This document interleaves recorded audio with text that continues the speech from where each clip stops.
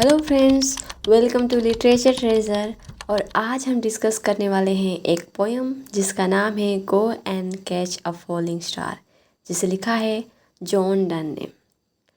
तो पोएम की शुरुआत करने से पहले हम हमारे पोएट के बारे में कुछ इन्फॉर्मेशन ले लेते हैं। जॉन डन मेटाफिजिकल एज के एक मेजर पोएट थे। उनका जन्म हुआ था 1572 लंदन में एक रोमन कैथलिक फैमिली में। उन्होंने ऑक्सफोर्ड एंड कैम्ब्रिज यूनिवर्सिटीज़ में स्टडी की थी, लेकिन उस समय दौरान इंग्लैंड में धार्मिक भेदभाव था, इसलिए उनकी पढ़ाई पूरी नहीं हो पाई, वो पूरी नहीं कर पाए।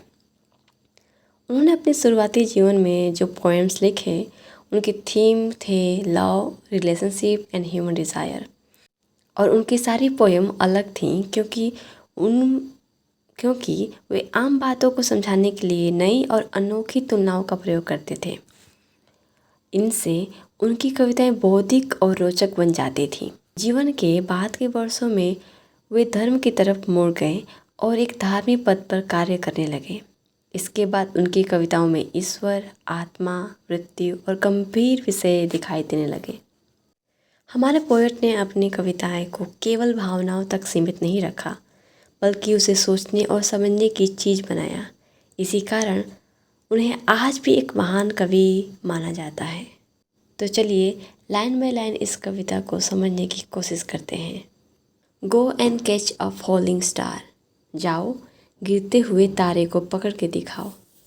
Gate with child a mandrake root, mandrake root से एक बच्चे को जन्म देकर दिखाओ।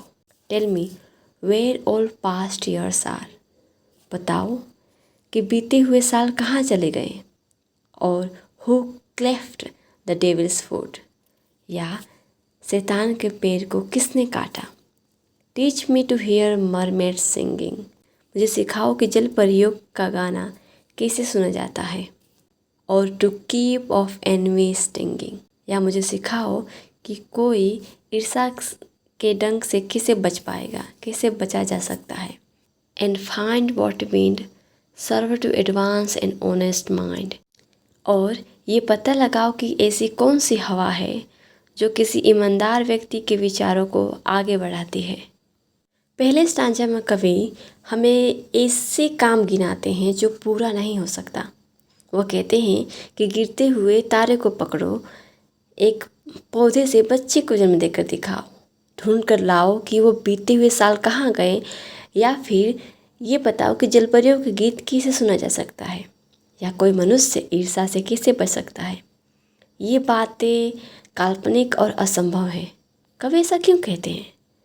क्योंकि वो दिखाना चाहते हैं कि जैसे ये काम असंभव है, वैसे ही आगे वो जिस बात की चर्चा करने वाले हैं वह भी मुश्किल या लगभग नामुमकिन है।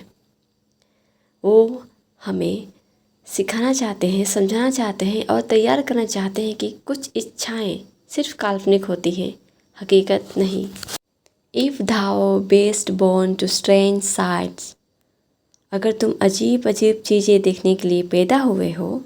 थिंग्स इनविजिबल टू सी, और जो चीज़ें दिखाई नहीं देती उन्हें भी तुम देख सकते हो। राइड 10,000 डे एंड नाइट्स, 10,000 दिन और रात तक यात्रा करो। Till age snow white hair on thee, जब तक बुढ़ापा तुम्हारे बालों को सफ़ेद ना कर दे। धाव व्हेन धाव रिटर्न्स्ट विल्स टेल मी, जब तुम वापस लौटोगे तब मुझे बताओ। ऑल स्ट्रेंज वंडर दैट बिफॉल दी, कि तुम्हारे साथ कौन कौन से अजीब चमत्कार हुए।